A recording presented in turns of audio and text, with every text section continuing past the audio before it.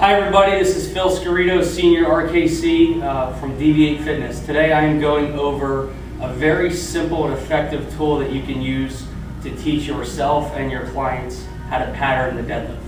This is a normal stick. This comes right out of the FMS kit. You can use anything from a broom handle or a paint stick, anything that's straight that somebody can't bend. Okay? So most of us know a typical deadlift. When you're deadlifting a kettlebell, you always want to keep the bell equal to your heels, okay? For that reason is you don't want to ever pick up something that's in front of you. So the shortest distance between 2 points is one straight line up. So you always want it equal to your heels when you deadlift. To pattern the deadlift, you want to take a very simple stick. You want to place the stick on your back. And you'll notice that the stick is touching 3 contact points. The stick is touching my head, my thoracic, and my sacrum.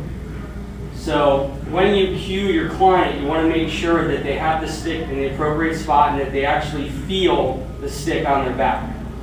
So in this position, you want to tell your client to assume a shoulder width stance. Okay?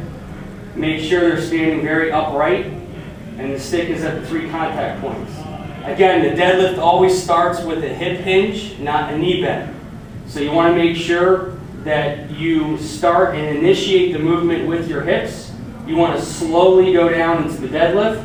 While you're going into the deadlift, you're prying your knees apart, you're keeping your big toe down, and you're hinging from the hips. Now, as I get lower into my deadlift, you'll notice that at the bottom of my deadlift, I'm still remaining on my 3 contact points are still on the stick.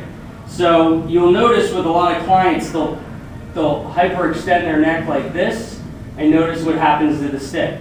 So just cue them to lower their head and keep it neutral, which will keep the stick neutral. Okay? Also, if you'll notice, some clients will go into flexion just like this because their shoulders, they're unpacking their shoulders. You'll notice if you look at the stick, it's not on the 3 contact positions. So going back to neutral, I'm right here. From this bottom position, I'm just going to stand up. And when I stand up, I'm still at 3 contact positions. So this is what it looks like normal speed.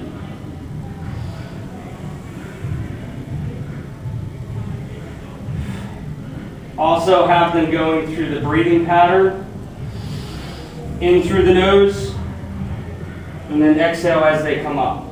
So that's a very simple tool to use to pattern the deadlift.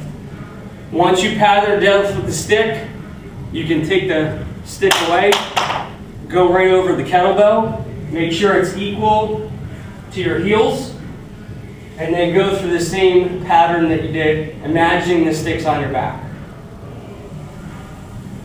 It should look the same. Lock out, and then lower. One last thing, when you're deadlifting with a kettlebell, you'll notice a lot of clients will bring the bell down in front of them, not equal to their heels. Okay, so you want to cue them to lower the bell to their heels.